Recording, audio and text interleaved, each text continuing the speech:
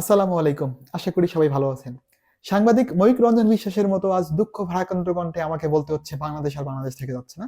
বাংলাদেশ ভেঙে চৌচির হয়ে যাচ্ছে।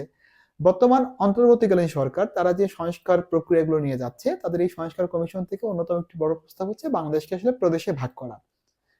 দেখেন, প্রদেশে ভাগ করা জিনিসটা আসলে খুবই একটা চমৎকার জিনিস এবং এটাকে আমি সমর্থন করি। কেন সমর্থন করি এইসব নিয়ে আলোচনা করব।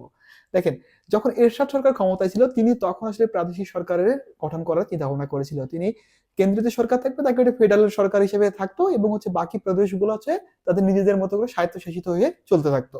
এই প্রাদেশিক সরকার জিনিসটা কি, এটা যদি আমরা চিন্তা করতে দেখলে দেখতে পাবো যে প্রাদেশিক সরকার বলতে আমরা বুঝি যে একটা দেশের যে আইন ব্যবস্থা রয়েছে তাতে পুরো দেশের জন্য অভ্যন্তরীণ আইন এবং পররাষ্ট্র যে আইন, মানে প্রতিরক্ষা এবং অভ্যন্তরীণ আইন ব্যবস্থাটা একই রকম থাকবে এবং বাকি যে জিনিসগুলো সেটা নিজ নিজ প্রদেশের হাতেই যে কন্ট্রোল থাকবে।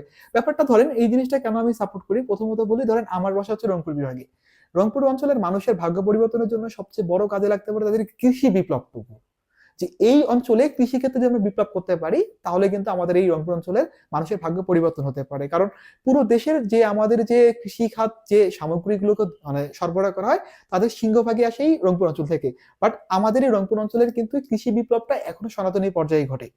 এখন ধরেন আমাদের দেশে যে কৃষি মন্ত্রী হয়, সেই মন্ত্রীর মানুষটা যদি হয় ধরেন চিটাগাংয়ের একটা মানুষ বা সিলেটের একটা মানুষ, উনি কিন্তু কৃষিকাজের সাথে ডিরেক্টলি সম্পৃক্ত না। সো উনি কিন্তু জানে না যে রংপুর অঞ্চলের মানুষের কৃষিকাজে কোন জিনিসটা দরকার। তাই তিনি যেরকম করে পরিকল্পনা করে ওই পরিকল্পনাটা আসলে আমাদের দিকে ভালো মতো আসে না। আবার ধরেন